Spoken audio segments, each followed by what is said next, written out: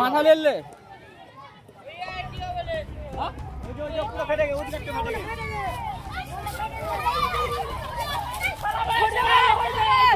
गंगा का कहर एक बार फिर फरक्का में टूट पड़ा है।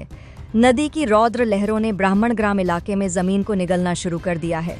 जहां कल तक लोग बसे थे, आज वहां सिर्फ बहती हुई मिट्टी और टूटते घरों की करुण चीखें सुनाई दे रही हैं।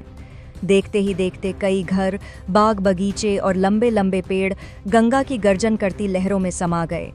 लोगों में इतना डर बैठ गया है कि अब रातों को नींद नहीं आती। हर आवाज पर दिल दहल जाता है। अब ग्रामीण अपने बची खुची जिंदगी समेटकर सुरक्षित ठिकानों की तलाश में निकल पड़े हैं। उन्हें डर है कि अगली सुबह उनका घर भी शायद इस धरती पर न बचे। दरअसल कुछ ही दिनों में कई मीटर जमीन गंगा की गहराइयों में समा चुकी है। फरक्का की धरती अब हर दिन थोड़ा थोड़ा टूट रही है और लोगों का सब्र भी।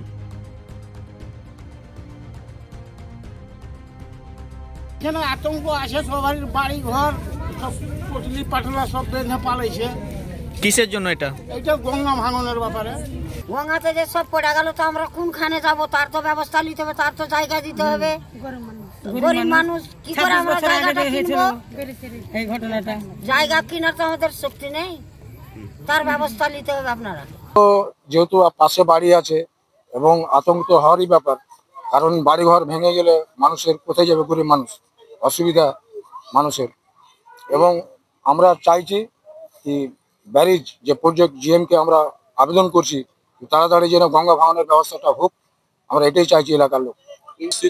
উপস্থিত আসার হওয়ার পরে যখন দেখলাম, তখন এখানে অনেকগুলো জায়গা গাছ, বড় বড় গাছ সঙ্গে সঙ্গে বসতে শুরু করলো। বোল্ডার দিয়ে যে বাঁধানো আছে আমাদের নাচ, সেটাও বসে গেল। তারপরে বিধায়ক সাহেব আসার সঙ্গে সঙ্গে উনি দেখলেন, ওনার চোখের সামনে অনেকগুলো কাটান চালু হলো।